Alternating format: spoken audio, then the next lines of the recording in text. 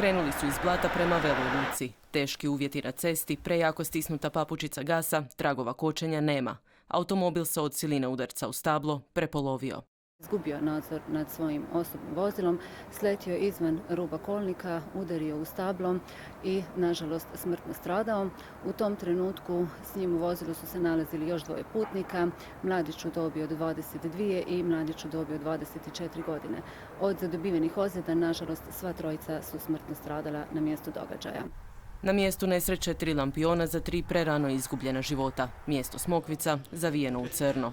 Ne može biti gore nego što je, pogotovo za početak godine i normalno.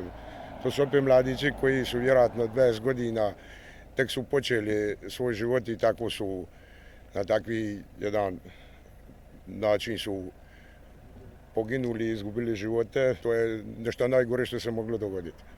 Dvojica su bila članovi lokalnog vatrogasnog društva, jedan od njih i nogometaš.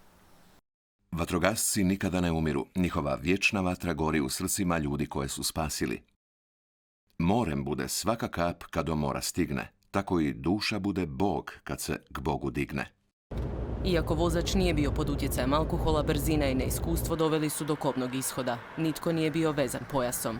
Brzina je bila sigurno velika, sigurno duplo veća od prilagođene. Mladi nemaju iskustva, cesta je pred jutro skliska od rose. Auto je bio vrlo star, bez ikakve dodatne sigurnosne opreme.